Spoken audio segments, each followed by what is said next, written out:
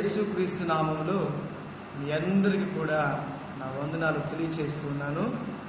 మరి ప్రత్యేకంగా ఈ యొక్క మొదటి ఆదివారము మే నెలలో దేవుడు ఈరోజు మనతో మాట్లాడబోతున్నటువంటి ఓ అద్భుతమైన వాక్యము ఏంటన్నట్లయితే, దేవుడు ముందుగానే కొన్ని కరువులు రాబోతున్నాయి, కొన్ని శ్రమలు రాబోతున్నాయి, కొన్ని కష్టాలు రాబోతున్నాయి, కొన్ని ఇబ్బందులు రాబోతున్నాయి. వాటన్నిటిని మనం ఎదుర్కోబోతున్నాము. అయితే దేవుని వాక్యం సెలవిస్తుంది, ఇవన్నీ కూడా మీకు సంభవిస్తాయి. అయితే అటువంటి విషయంలో మీరు చాలా జాగ్రత్త కలిగి ఉండాలి, చాలా జాగ్రత్త కలిగి మీరు ఉండాలని దేవుని యొక్క వాక్యము సెలవిస్తుంది. నా ప్రియ సహోదరి, ప్రియ సహోదరుడా, ఈ రోజుల్లో మరి అనేక శ్రమలు, అనేక కష్టాలు, అనేక తెగుళ్ళు, అనేక రోగాలు వెంబడిస్తున్నాయి. కానీ ఈరోజు కొంతమంది ఏం చేస్తున్నారంటే, ఆ తెగుళ్ళను చూసి, ఆ వ్యాధులు చూసి, ఆ రోగమును చూసి మనకేమైనా అయిపోతుందేమో, మనమేమైనా చచ్చిపోతామేమో, ఆ తెగుళ్ళు, ఆ రోగం మనకేమైనా వచ్చేస్తుందేమో అని చెప్పి చాలామంది భయపడుతున్నారు. ఈరోజు నా ప్రియ సహోదరి, నా ప్రియ సహోదరుడా, జాగ్రత్తగా విను. దేవుడితో మాట్లాడుతున్నాడు. దేవుడు ఏదైనా కూడా ఒకరిని శిక్షించాలన్నా, లేక ఒక ఆ దేశముని కానీ ఆ ప్రపంచానికి కానీ దేవుడు తెగుళ్ళు రప్పించాలన్నా దేవుడు ముందుగా ఒక హెచ్చరిక చేస్తాడు. శిక్షించడానికి ముందు దేవుడు ఒక హెచ్చరిక చేస్తాడు. ఎవరినైనా కూడా దేవుడు తనని శిక్షించడానికి ముందు 2-3 సార్లు హెచ్చరిక చేస్తాడు. ఆయన హెచ్చరిక చేసిన తర్వాత కూడా మనము మారు మనసు పొందకపోతే, మనము దేవుని వైపు తిరగకపోతే, మనము దేవుని సన్నిధిలోకి వచ్చి ప్రార్థన చేయకపోతే, దేవుడు ఎన్నిసార్లు గద్దించినా లోబడని వాడు మరి తిరుగు లేకుండా హఠాత్తుగా నాశనమగునని దేవుని వాక్యం సెలవిస్తుంది. సామెతల గ్రంథము 29వ అధ్యాయం 1వ వచనములో ఆ మాట రాయబడి ఉంటుంది. ఎన్నిసార్లు గద్దించినా లోబడిన వాడు మరి తిరుగు లేకుండా హఠాత్తుగా నాశనమగునని దేవుని వాక్యము సెలవిస్తుంది. నా ప్రియ సహోదరి, సహోదరుడా, దేవుడు ఏదైనా కూడా మన జీవితంలో ఒక ప్రమాదం రాబోతుంది, మన జీవితంలో ఏదైనా ఒక సమస్య రాబోతుంది, మన జీవితంలో ఏదైనటువంటి ఓ సమస్యను ఎదుర్కోబోతున్నాం, ఓ కష్టాన్ని ఎదుర్కోబోతున్నాం, ఓ ఇబ్బందిని ఎదుర్కోబోతున్నాం అని చెప్పి మనం ఎప్పుడైతే మనము జరగబోతూ ఉంటుందో ఆ యొక్క విషయాల కొరకు దేవుడు మనల్ని హెచ్చరిస్తూ ఉంటాడు. కొన్ని విషయాల్లో జాగ్రత్త గమనించండి. దేవుడు మనల్ని హెచ్చరిస్తూ ఉంటాడు. మన జీవితంలో జరగబోయేటువంటి ప్రమాదాల గురించి దేవుడు ముందుగానే మనకు ఒక హెచ్చరికిస్తూ ఉంటాడు. దేవుడు ముందుగానే ఒక హెచ్చరికనిచ్చి, నా కుమారుడా, లేక నా కుమార్తె, నా ప్రజలారా, నా బిడ్డలారా, నా కుమార్తెలారా, నా కుమారులారా, మీ జీవితంలో ఓ భయంకరమైనటువంటి శ్రమను ఎదుర్కోబోతున్నారు, ఓ భయంకరమైన కష్టమును మీరు ఎదుర్కోబోతున్నారు. కాబట్టి మీరు చేయవలసిన ఒక్కటే, మీరు ఆ ప్రమాదాన్ని జయించాలంటే మొదటిగా ప్రమాదాన్ని జయించడానికి శక్తి కావాలి. ఆ ప్రమాదాన్ని జయించడానికి లేక ప్రమాదాన్ని తప్పించడానికి దేవుని యొక్క కాపుదల నీకు కావాలి. దేవుని యొక్క నీకు కాపుదల కావాలి. కాబట్టి మొదటిగా నీకు దేవునికి ఉన్నటువంటి సంబంధము చాలా దగ్గర సంబంధంగా ఉండాలి. నా ప్రియ సహోదరి, నా ప్రియ సహోదరుడా, జాగ్రత్తగా విను. దేవుడు ముందుగానే మనకు తెలియజేస్తాడండి. ఎఫెసీయులకు రాసిన పత్రికలో మరి 5వ అధ్యాయము 15వ వచనం చూస్తే, దినములు చెడ్డవి గనక మీరు సమయమును పోనీయక దాన్ని వినియోగించుకోమన్నాడండి. దినాలు మంచివి కాదు, దినాలు బహు ఘోరంగా ఉన్నాయి, దినాలు బహు భయంకరమైనటువంటి మరి పాపముతోనూ శాపములతోనూ భయంకరమైనటువంటి దినాలుగా ఉంటున్నాయి. ఇటువంటి దినాలలో నీ జీవితాన్ని నువ్వు బహు జాగ్రత్తగా నువ్వు కాపాడుకోవాలని దేవుడు ఎఫెసీయులకు రాసిన పత్రిక 5వ అధ్యాయము 15వ వచనం మీరు చదివినట్లయితే దేవుడు అక్కడ క్లియర్గా రాయబడి ఉంటుందండి. దినాలలో జరగబోతున్నటువంటి కార్యముల గురించి దేవుడు మనల్ని ముందుగానే దేవుడు హెచ్చరిస్తున్నాడు. తిమోతి రాసిన పత్రికలో 2వ అధ్యాయంలో 1వ వచనంలో దేవుడు ఒక మాట మాట్లాడుతున్నాడు. నేను చదువుతున్నాను, జాగ్రత్తగా వినండి. అంత్య దినములలో అపాయకరమైన కాలములు వచ్చునని తెలుసుకొనుము. దేవుడు ఏమంటున్నాడండి? అంత్య దినములలో అపాయకరమైన కాలములు వచ్చునని తెలుసుకొనుడి అన్నాడండి. దేవుడు ముందుగానే మనకు తెలియచేస్తున్నాడు. అపాయకరమైన దినాలంటేవి, అపాయకరం అంటే ఓ ప్రమాదకరమైన దినాలంటేవి. ఇవి మంచి దినాలు కాదు, జరుగుతున్నటువంటి దినాలు మంచి దినాలు కావు. బహు భయంకరమైనటువంటి ప్రమాదకరమైన దినాలు, అపాయకరమైన దినాలంటే ఈ అపాయకరమైన దినాలలో, డేంజరస్ డేస్లో మనం ఎలా ఉండాలి? ఈరోజు చాలా జాగ్రత్తగా గమనించండి. ప్రభు మనల్ని హెచ్చరిస్తున్నాడు. నేను ముందుగానే మిమ్మల్ని హెచ్చరిస్తున్నాను, జాగ్రత్త పడండి, జాగ్రత్త కలిగి జీవించండి. మీ జీవితాలను బహు చక్కగా కాపాడుకుంటూ మీ భక్తి జీవితంలో ఎక్కడ కూడా విసిగిపోకుండా, పడిపోకుండా నీ జీవితంలో జాగ్రత్త కలిగి నువ్వు ఉండాలని దేవుడు మనల్ని ముందుగానే హెచ్చరిస్తున్నాడు.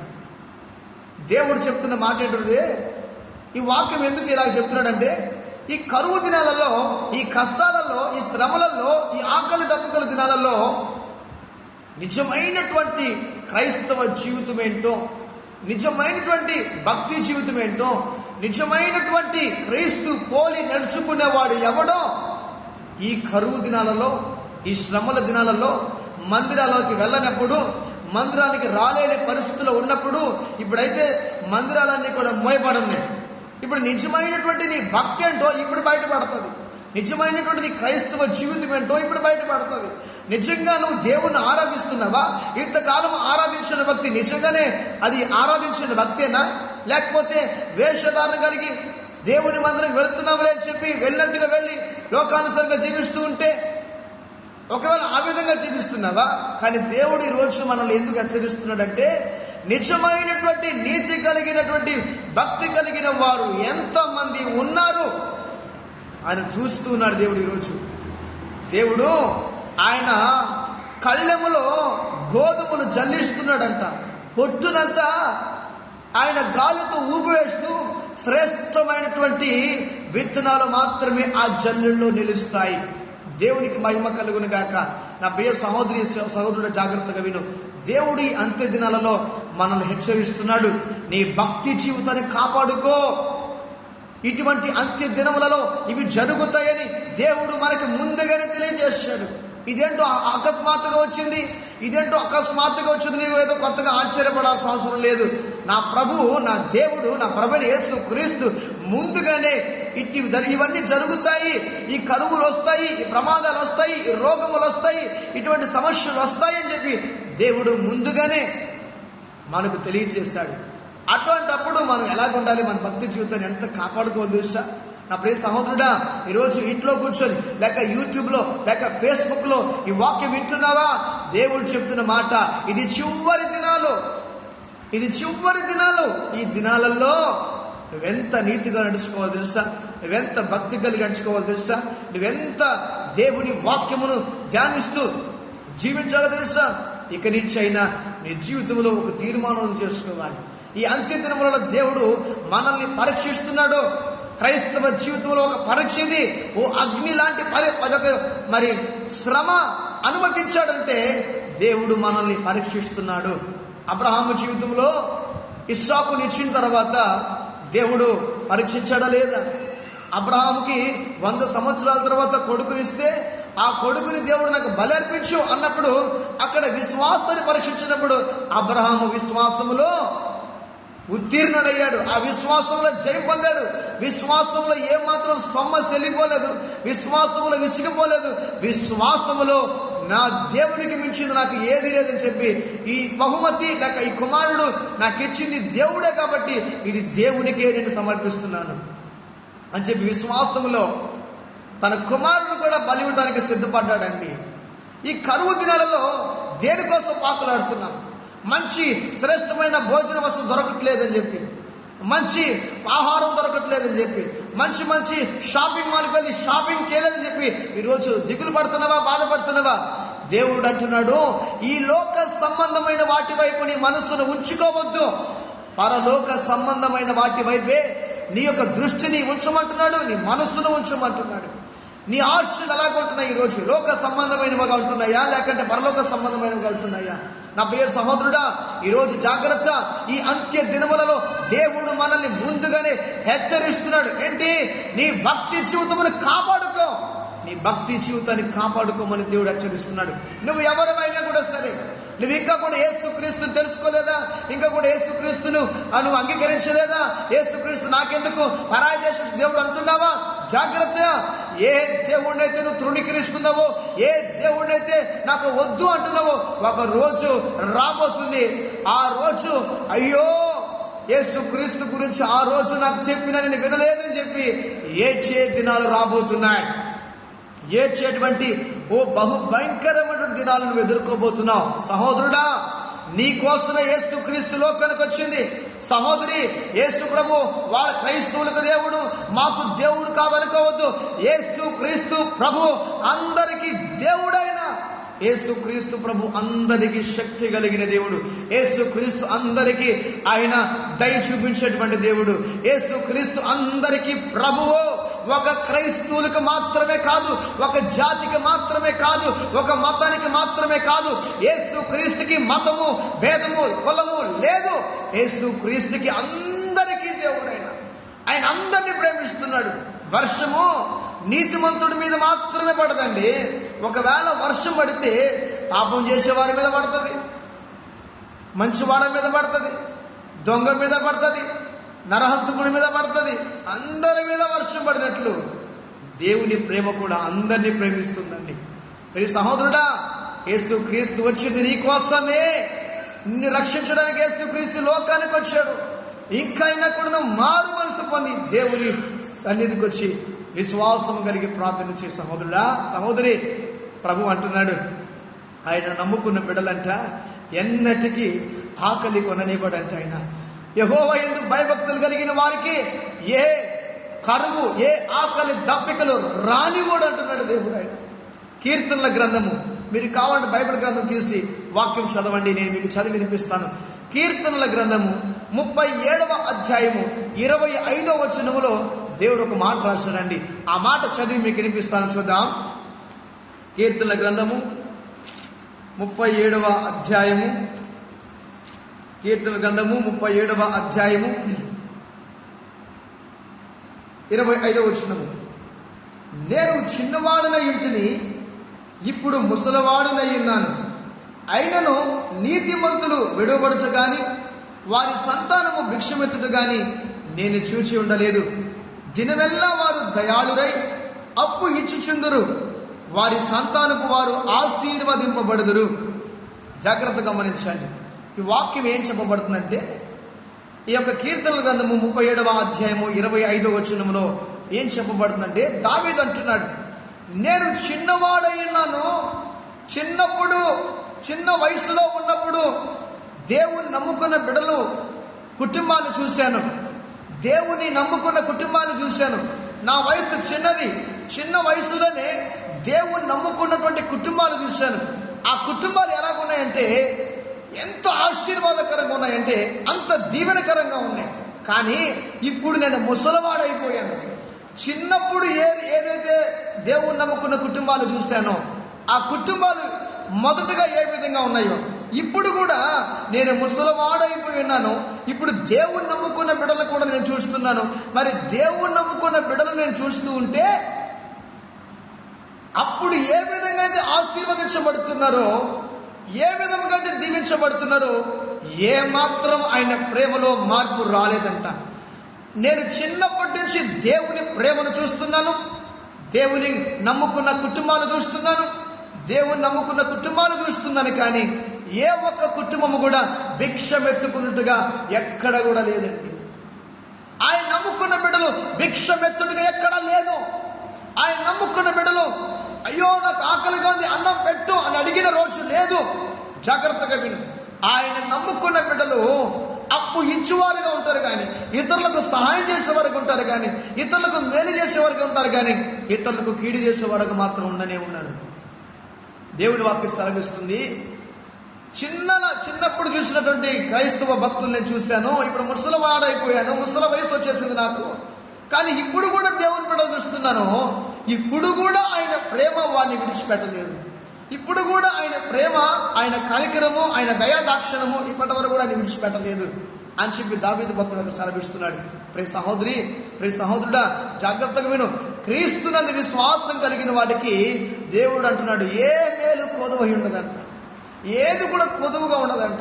ఆ కుటుంబాన్ని దేవుడు సమృద్ధిగాను ఆశీర్వదించి దీవించి బలపరిచేవాడుగా ఉంటాడు. ఈరోజు నువ్వు ఏ స్థితిలో ఉంటున్నావో నాకు తెలియదు, కానీ నా ప్రభు అంటున్నాడు, ఒకవేళ నువ్వు దేవుని బిడ్డవైతే దేవుడు నీతో మాట్లాడుతున్న మాట ఏంటో తెలుసా? నీవు దేవుని నమ్ముకొని దేవుని వాక్యానుసారంగా జీవిస్తున్నావా? అయితే దేవుని మాటగా విను. దేవుడితో మాట్లాడుతున్నాడు. ఏంటని అక్కడ వాక్యం ఏం చెప్పబడుతుంది?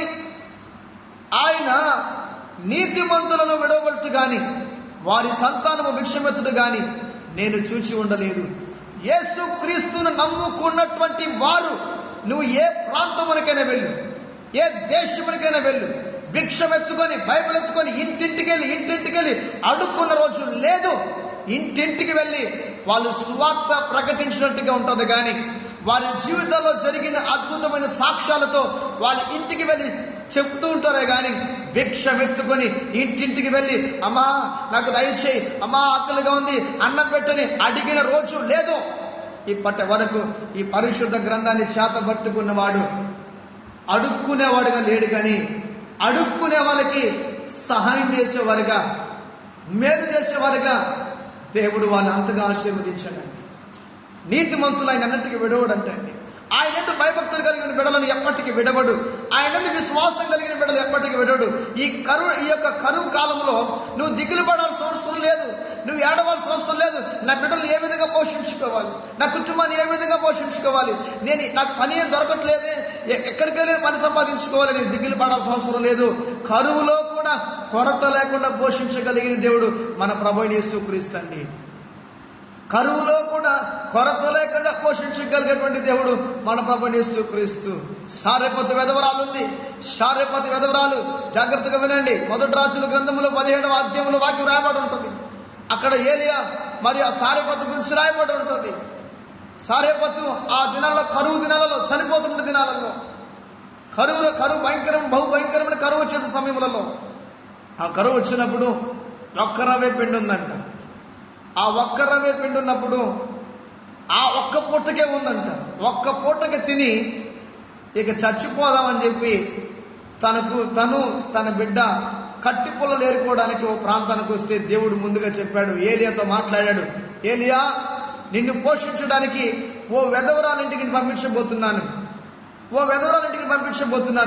నిన్ను పోషించడానికి, ఆ సారెపతు వెధవరాల్ని పోషించడానికి నేను నిన్ను అక్కడ పంపిస్తున్నాను అన్నప్పుడు జాగ్రత్తగా వినండి. ఓ విశ్వాసముతో సారెపతు గ్రామానికి మరి ఏలియా అక్కడికి వెళ్ళాడు. అక్కడికి వెళ్ళిన తర్వాత దేవుడు ముందుగానే చెప్పాడు, నీవు సారెపతుని ఊరికి వెళ్ళు, అక్కడ ఒక వెధవరాలికి నేను ఆజ్ఞాపించున్నాను నిన్ను పోషించడానికి అన్నాడు. జాగ్రత్తగా వినండి. సారెపతుకి వెళ్ళగానే ఓ వెధవరాలు కట్టిపుల్లలు ఏరుకుంటూ కనపడిందంట. కట్టిపుల్లలు ఏరుకుంటూ కనపడితే అక్కడ ఆమెతో ఏలియా పోయి మాట్లాడుతున్నాడు, అమ్మా దాహంగా ఉంది, కొంచెం నీళ్ళు ఇస్తావా, దాహంగా ఉంది, కొంచెం నీళ్ళు తెస్తావనంటే ఆమె వెళ్ళింది, అలాగే అయ్యా నీళ్ళు తెస్తానని చెప్పి నీళ్ళు తేవడానికి ఇంట్లోకి వెళుతుంది. ఇంట్లోకి వెళుతూ ఉండగానే ఏలియా మళ్ళీ అంటాడు, అమ్మా నీ ఇంట్లో అప్పం ఉంటే నాకు తీసుకొచ్చి పెట్టమ్మా అన్నాడు. మీ ఇంట్లో ఏదైనా రొట్టె ఉంటే నాకు తీసుకొచ్చి పెట్టమ్మా అని అన్నాడు. అప్పుడు ఆమె అంటుంది, ఆ యొక్క సారెపతు విధవరాలు అంటుంది, అయ్యా మా దేశంలో బహుభయంకరమైన కరువు ఉంది. ఈ కరువులో ఎక్కడా కూడా ఆహారం దొరకట్లేదు, ఎక్కడెక్కడ భోజనం దొరకట్లేదు. అయితే నా ఇంట్లో అంతా ఇన్ని రోజులు కరువు దినాలలో ఉన్న పిండి అంతా అయిపోయింది. అయితే కొంచెమే అంత పిండి ఉంది, అంత పిండి ఉంటుంది, దాన్ని కలిపి ముద్ద చేసి రొట్టె చేస్తే అది నా కొడుకుకి మాత్రమే సరిపోతుంది, నాకు కూడా సరిపోదయ్యా. అది నా కొడుకు కొంచెం పెట్టి నేను కొంచెం తిని ఈ పూటకు తిని ఇక మేము తినడానికి మాకు ఏమి లేక ఈ పూట వరకు కడుపు ఆకలి తెచ్చుకొని ఇంక చచ్చిపోదాం అనుకుని మేము ఉంటున్నామయ్యా, ఏం చేయమంటావయ్యా మమ్మల్ని అని అంటే ఆ ఏలియా అంటాడు, తల్లి నువ్వు నేను చెప్పింది చెయ్యి అని అన్నాడు. వెంటనే ఆ దైవజనుడికి, ఆ ఏలియా దైవజనుడికి ఆ యొక్క విధవరాలు చేసిన పని ఏంటన్నట్లయితే వెంటనే ఆ దైవజనుడు చెప్పినట్లుగా వెళ్ళి ఇంట్లోకి వెళ్ళి ఆ పిండిని పిసికి మొట్టమొదటిగా అప్పము చేసి ఆ రొట్టెను చేసి తీసుకుని వచ్చి మొట్టమొదటిగా మరి ఆ ఏలియా సేవకుడికి ఇచ్చిందండి. జాగ్రత్తగా వినండి. ఆ సేవకుడికి ఇవ్వగానే ఆమె తొట్టిలో ఆమె పిండి పిసుకుతుండగానే, ఆ రొట్టెను తయారు చేయడానికి పిండిని పిసుకుతుండగానే ఆ పిండి ముద్ద పెరుగుతూనే ఉందంట. ఆ నూనె పోస్తుండగానే ఆ నూనె కుండ పెరుగుతూనే ఉందంట. తొట్టిలో పిండి అయిపోలేదు, గుడ్డిలో నూనె అయిపోలేదు. సమృద్ధిగా ఆ దేశంలో ఎన్ని రోజులు, ఎన్ని సంవత్సరాలు కరువు సంభవించిందో అన్ని సంవత్సరాలు కరువులో కూడా చుట్టుపక్కల అంతా కూడా కరువు ఉంటే, కానీ ఆ పేద విధవరాల ఇంట్లో మాత్రము సమృద్ధిమైనటువంటి ఆహారం దేవుడు ఇచ్చాడు. ఎందుకు ఇచ్చాడు? కరువులో కూడా కొరత లేకుండా చూసుకున్నటువంటి దేవుడు మన ప్రభువు యేసుక్రీస్తు. అందుకంటాడు, నీతిమంతులను ఆయన ఎన్నటికీ విడవడంట. ఆయన నమ్ముకున్నటువంటి బిడ్డలని ఎన్నటికీ విడవడు. ఆయన నమ్ముకున్న బిడ్డలు ఎన్నటికీ విడిచిపెట్టేవాడు కానే కాదు. కానీ దేవుడు అంటున్నాడు, దేవుడు ఏం చెప్తున్నాడు తెలుసా? ఆ పేద విధవరాలికి ఒక చిన్న దేవుడు ఒక పరీక్ష పెట్టాడు. ఏం పెట్టాడు? జాగ్రత్తగా వినండి. మొదటిగా నీకున్నది అంతే, అంత పిండిలో నీవు ఎవరైనా అడిగితే, ఏ సేవకుడని అడిగితే నువ్వు ఇవ్వగలవా? సహాయం చేసే మనసు నీకుందా? లేక ఏ మనసు కలుగున్నావు అని చెప్పి అక్కడ పరీక్ష పెట్టినప్పుడు ఆ పరీక్షలో ఆమె, నిజంగా చెప్తున్నాను, అక్కడ అనుకుంటున్నాను, మాకే లేదయ్యా తినడానికి, మేము నీకెక్కడి నుంచి పెడతామయ్యా, నాకు చిన్న పిల్లోడు ఉన్నాడు, చిన్న బిడ్డ ఉన్నాడయ్యా, వాడికే లేకుండా మేము బాధపడుతున్నాం, మధ్యలో నువ్వు వచ్చి అడుగుతున్నావయ్యా, దయచేసి మా ఇంటి దగ్గర లేదయ్యా, వేరే ఇంటికి వెళ్ళయ్యా అని ఆ మాత్రం చెప్పలేదు. దైవజనుడు చెప్పిన మాటకు లోబడింది, దైవజనుడు చెప్పిన మాటకు వినింది. నువ్వు వెళ్ళి రొట్టె పిసికి మొదటిగా నువ్వు తినద్దు, తీసుకొచ్చి నాకు పెట్టు, మొదటిగా నాకు తీసుకొచ్చి పెట్టు అని అనగానే ఆమె వెళ్ళి ఆ రొట్టెని పిసికి, ఆ యొక్క పిండిని పిసికి ఆ రొట్టెని తయారు చేసి తీసుకొచ్చి మొదటిగా ఏలియాకి ఇవ్వడం ద్వారా ఆ కరువు దినాలలో కూడా సమృద్ధిమైనటువంటి ఆహారాన్ని భుజించి సమృద్ధిమైన ఆహారం తిని వాళ్ళు సంతోషంగా జీవించారండి. నా ప్రియ సహోదరి సహోదరుడు, జాగ్రత్తగా విను. ఈ కరువు దినాలలో, ఈ బహుభయంకరమైన శ్రమల దినాలలో, ఈ భయంకరమైన రోగాలు సంభవిస్తున్న దినాలలో మన ప్రభువు యేసుక్రీస్తు ఏమి చెప్తున్నాడు తెలుసా? నువ్వు భయపడద్దు, నువ్వు దిగులు పడాల్సిన అవసరం లేదు. అయితే ఈ కరువు దినాలలో దేవుడు అందరికి ఒక మంచి సమయం ఇచ్చాడండి.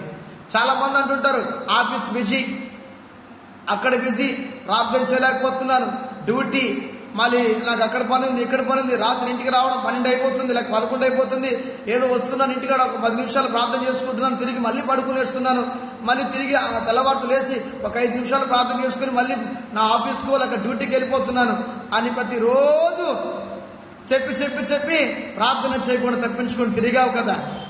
కాబట్టి ప్రతి క్రైస్తవులకి, ప్రతి విశ్వాసికి, ప్రతి ఒక్కరికి, ప్రపంచంలో ప్రతి ఒక్కరికి దేవుడు ఒక హెచ్చరిక చేస్తున్నాడు.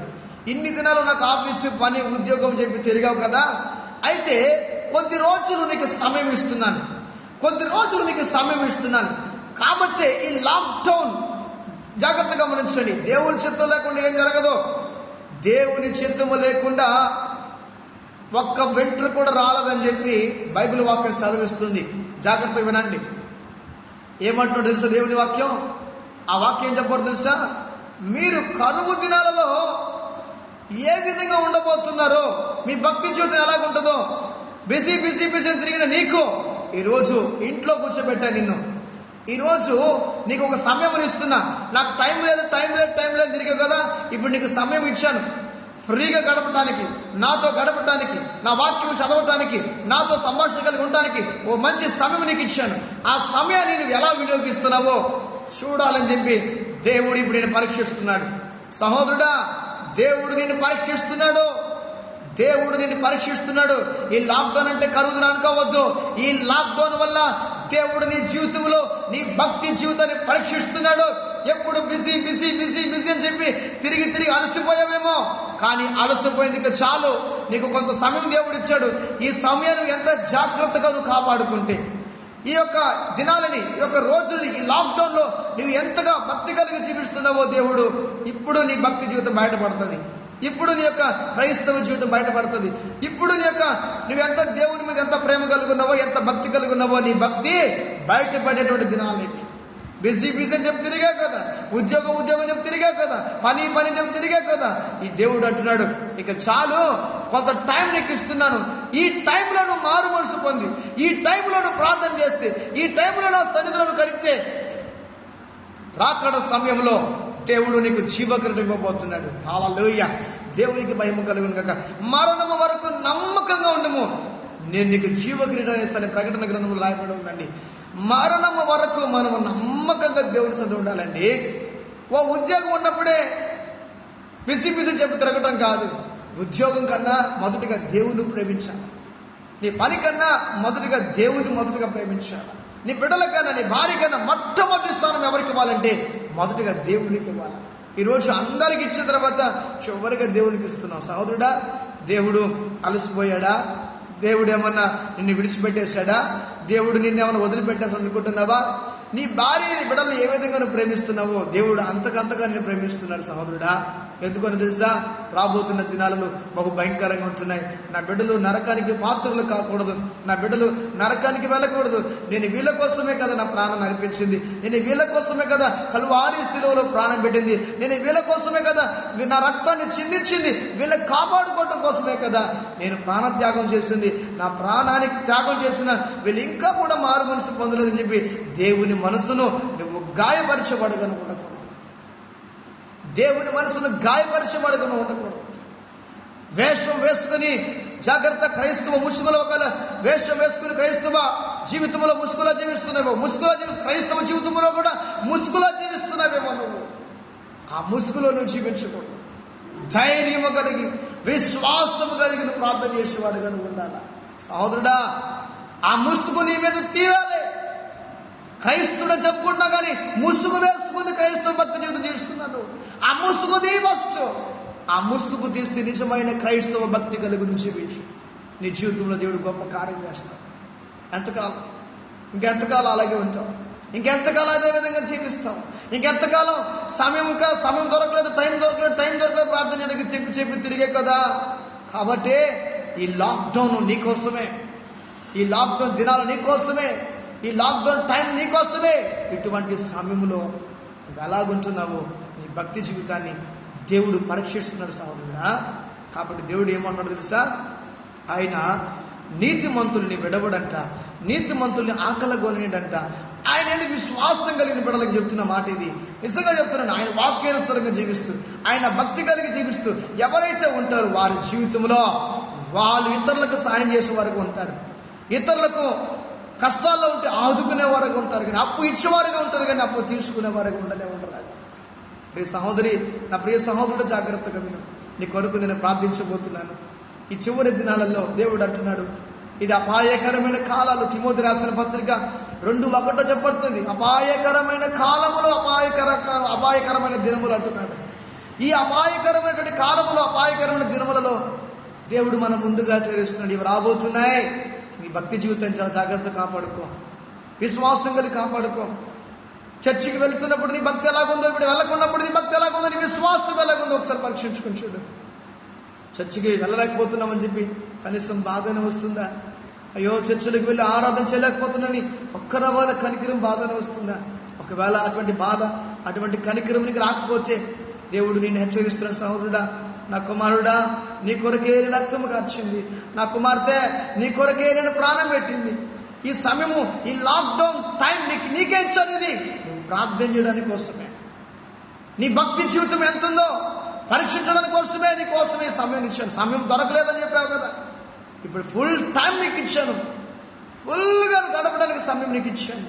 ఈ సమయాన్ని ఎంతగా వినియోగిస్తావో, నువ్వెంతగా దేవుని విషయంలో ముందుకు నడుస్తావో దేవుడు పరీక్షించడానికి నేను హెచ్చరిక చేస్తున్నాడు. మరి సహోదరి, సహోదరుడా, ఇక మీద నుంచి అయినా నీ భక్తి జీవితాన్ని, నీకు ఇచ్చిన టయాన్ని, నీకు ఇచ్చిన సమయమును ఈ దినాలలో అయినా దేవుడి సన్నిధిలో గడుపు. దేవుడి సన్నిధిలో ఎంతగా గడుపుతావో దేవుడు అంతగానే ఆశీర్వదిస్తాడు. ఈ వాక్యం వింటున్న ప్రతి బిడ్డలతో దేవుడు మాట్లాడదు తెలుసా? నీతిమంతులు ఆయన అన్నిటికీ విడవడంట. ఆయన సంతానము ఎక్కడ కూడా భిక్షమెత్తుగా కూడా ఎక్కడ కూడా ఉండదంట. ఆయన నమ్ముకున్న వాళ్ళు ఇతరులకు సహాయం చేసేవారు ఉంటారు, కానీ ఇతరుల దగ్గర అప్పు తీసుకునే వారుగా ఉండరండి. మీ సహోదరుడా, వాక్యం దేవుడితో మాట్లాడుతూ తెలుసా? ఈ సమయాన్ని జాగ్రత్తగా వినియోగించు. ఈ సమయంలో దేవుని విషయం జాగ్రత్తగా ఉండి దేవుని విషయంలో భయభక్తులు కలిగి జీవించు. నీ కుటుంబాన్ని, నీ బిడ్డలను, నీ యొక్క సంతానాన్ని దేవుడు ఆశీర్వదిస్తాడు. కళ్ళు మూసుకుందాం, ప్రార్థన చేద్దాం. మహాపరిశుద్ధుడా, ప్రేమ కలిగిన తండ్రి, కృప కలిగిన దేవానికి స్తుతి స్తోత్రములు చెల్లిస్తున్నాను ప్రభువా. అవును తండ్రి, తిమోతి రాసిన పత్రికలు 2:1 సెలవించినట్లు ఆయన అపాయకరమైనటువంటి దినములు, అపాయకరమైన కాలములు సంభవించబోతున్నాయి, జరగబోతున్నాయి. ఇటువంటి విషయములలో బహు జాగ్రత్తగా కాపాడుకోమని ఈ వాక్యం సెలవిస్తుంది ప్రభా. పరిశుద్ధుడా, అవును తండ్రి, ఇప్పటి వరకు మా ప్రియులు లేక ఈ వాక్యం ఇచ్చిన బిడ్డలు మేమందరం కూడా తండ్రి నీవిచ్చిన సమయాన్ని ఒకవేళ మేము వ్యర్థపరిచినట్లయితే క్షమించండి ప్రభా. ఎంతమంది అయితే ఒకవేళ ఇది యూట్యూబ్లో, ఈ ఫేస్బుక్లో ఈ వాక్యమును చూస్తున్నారో వింటున్నారో ప్రభువా, వారి జీవితంలో కూడా సమయాన్ని వ్యర్థపరిచినట్లయితే, ఈ లాక్డౌన్ టైం విషయంలో కూడా సమయాన్ని వ్యర్థపరిచి లోకానుసారంగా జీవిస్తూ సీరియల్స్కి టీవీలకి బానిసలైపోయినారు. అట్టి వారిని యేసు నామములో విడిపించమని ప్రార్థిస్తున్నాను. యేసు నామములో కరువులో, ఆటంకాలతో, ఇబ్బందులతో బాధపడుతున్న కుటుంబాలని యేసు నామములో నేను ఆశీర్వదిస్తున్నాను. ప్రతి కుటుంబాన్ని సమృద్ధిగా మీరు దీవించండి అయ్యా. సారేపతి వెదరాన్ని పోషించినట్లు ఆ విధముగా తండ్రి ఆ ప్రియ బిడ్డలు మీరు పోషించమని ప్రార్థిస్తున్నాను. కరువులో కూడా కొరత లేకుండా పోషించేటువంటి దేవుడు నువ్వు. ప్రతి కుటుంబం మీద నీ కనికరం చూపించండి. ప్రతి కుటుంబంలోని ఆశీర్వాదాలు కుమ్మరించండి. మా దేశం వెంటాడుతున్న కరోనా వైరస్ని యేసు నామములో తొలగిపోమని ఆజ్ఞాపిస్తున్నాను. యేసు నామములో మా దేశంలో వెంటాడుతున్నటువంటి ఈ వైరస్ని కలగజేస్తున్న దురాత్మ శక్తుల సమూహమును యేసు నామములో కట్టి బంధిస్తున్నాను. యేసు నామములో తండ్రి సమృద్ధిమైన దీవెనలతోనూ ఆశీర్వాదములతో నీ బిడ్డల మీద నీ కుమ్మరించు. నీ సాక్షికరంగా వాడుకోమని, నీ ఆత్మచేత నింపమని, ఈ వాక్యం పెట్టిన ప్రతి ఒక్కరి మీద కూడా ఇక్కడ నేను ప్రార్థన చేస్తుండగా వారి మీద నీ అభిషేకము, ఈ పరిశుద్ధాత్మ అరికాలం మొదలుకొన్నాడు నెత్తిన వరకు ఇప్పుడే దిగి వచ్చునుగాక. యేసు నామములో పరిశుద్ధాత్మ దిగి వచ్చునుగాక. నీ కృపను దయచేయమని, నీ సాక్షికరంగా వాడుకోమని, నీ అద్భుతమైన కార్యం జరిగించి నీ నామమును మహించుకోమని, వాక్యమైన ప్రతి బిడ్డల మీద కూడా నీ ఆత్మను ఉంచమని ఇప్పటివరకు నడిపించినందుకు వందనాలు తెలియజేసుకుంటూ యేసు క్రీస్తుకి పరిశుద్ధులందరూ ప్రార్థించి అడిగి వేడుకొనుచు ప్రతి ప్రార్థనకు సమాధానాన్ని పొందుకున్న గొప్ప తండ్రి. ఆమేన్, ఆమేన్. Thank you. God bless you. మీ అందరికీ కూడా దేవుని పేరిట వందనాలు తెలియజేస్తున్నాను. Thank you. God bless you.